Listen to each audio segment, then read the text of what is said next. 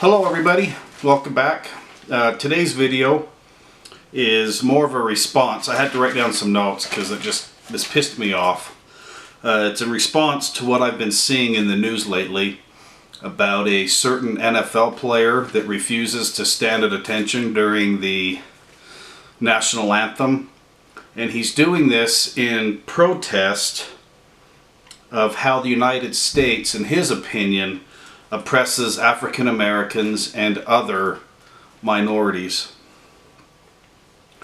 I gotta try to keep my composure. First of all, why do we stand at attention during a national anthem when it's played? For me, I stand at attention in respect. I have respect for all of the men and women who served our country, and it's my way of paying tribute to those who never made it home. Whether it was from the Civil War, the Revolutionary War, any soldier, regardless of religion, color, race, I pay tribute to them who never made it home. And I also think of a few things, that while the national anthem's being played, I ponder different things, and I think of my two great-grandfathers that served in World War I. And I think about how they were hunkered down in the trenches as the enemy's shooting at them. Why they were doing it. For the love of the country. And they were luckily enough, both of my two great-grandfathers, they made it home. And I also think of my grandfather. He was a tank commander during World War II. He was a commander of a tank destroyer. He was in the tank destroyers battalion. He stormed Utah Beach and lived through Utah Beach. Here's a picture of my grandfather that I'm going to post up there. He's the one that's sitting on the far left of the tank.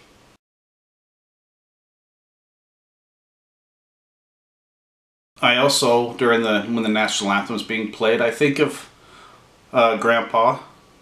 He was in Battle of the Bulge. And I think about how he's being shot at. His tank was being shot at. And how he had to, not only him but his crew, they had to escape out the escape hatch of the tank because their tank was destroyed by enemy fire. And I think about the sacrifices that Grandpa had during World War II. And that's the least I could do, to pay tribute to him and his sacrifices he had. But he made it through Battle of the Bulge. And later, here's a picture of him in Germany. He was one of the first into Germany, actually into Berlin.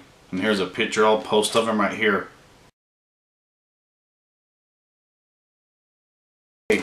Now during the national anthem, I also think of my father and the sacrifices he had or made. And he was in the 19th Special Forces for over 20 years. He served he was actually deployed, I guess you could call it, to Guam, South Korea, the Philippines, and there's other places, Alaska. During the Cold War, he was stationed up in Alaska.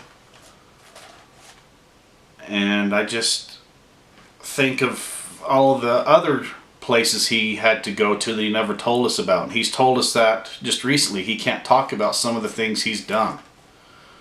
And I think about the sacrifices not only he made, but my mom, you know, supporting raising three kids with dad gone. Usually, sometimes it was most of the year, it seemed like, you know. I don't know how she did it, but some of my fondest memories were when I was a youth, well, a little kid. The military would have like a family day, appreciation day, and I remember my grandmas and grandpas and aunts and uncles and everybody would come out, and we'd be on the parade field, and the special forces, my dad's group, would march through. And they also had another time where they jumped out of the airplanes and parachuted down, and I just remember a sense of pride, and I still have that. And during also the National Anthem, I think of my two uncles. I'll put a picture up right here. I think my dad's on the far right, and then it's got my grandpa and my grandpa's brother, and then my dad's brothers, the twins. I'll post that now. Both of my uncles, they served, I believe one in Vietnam and the other one in Korea. And I think about their sacrifices that they made when they were off fighting. One, I believe, in artillery, when they're in artillery. And I heard some of the stories that they were talking about, and I can't even imagine. So I stand at attention during the National Anthem for them, to thank them for what they did.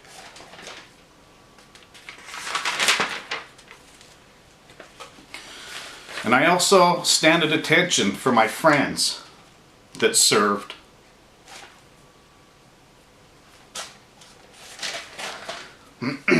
Some of my classmates were deployed. I believe two of them never made it home in Iraq.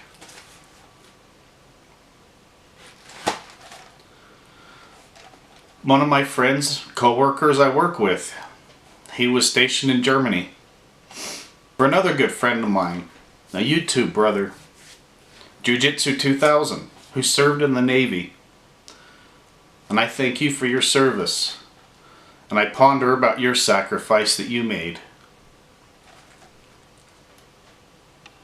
And when I'm standing at attention during the National Anthem, I don't think about politics. I don't think about what's going on in the world. I stand at attention for those who served in the military and the sacrifices that they made. So to the person in the NFL, everybody knows who he is, I just plead that you find another way to do your, I don't even know what you call it, what you're doing. There's other avenues to show your platform. Maybe instead of refusing to stand at attention during the National Anthem, maybe you should donate all your money to a cause that shares in your views. That will get attention.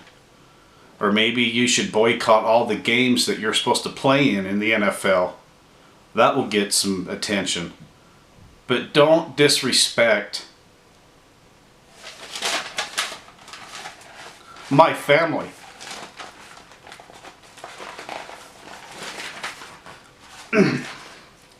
Don't disrespect my friends.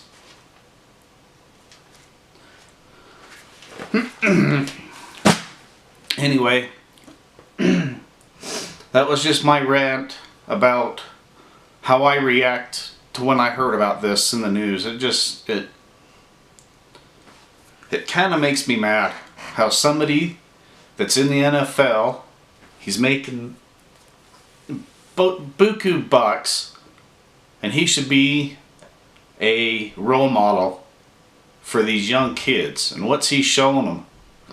He's showing them that you don't have to pay respect to a flag that people died to protect. And anyway, it just gets to me. Anyway, thanks guys for watching me rant on today. I appreciate it. Feel free to put your comments down below. I have a feeling I may have people disagree with me, and that's fine. That's what this America's about. We can disagree and still be friends. But anyway, I'll talk to you guys later. Have a beautiful day. And thanks to everybody who served our military. I appreciate you, and thanks for having our back. I'll talk to you later. Bye-bye.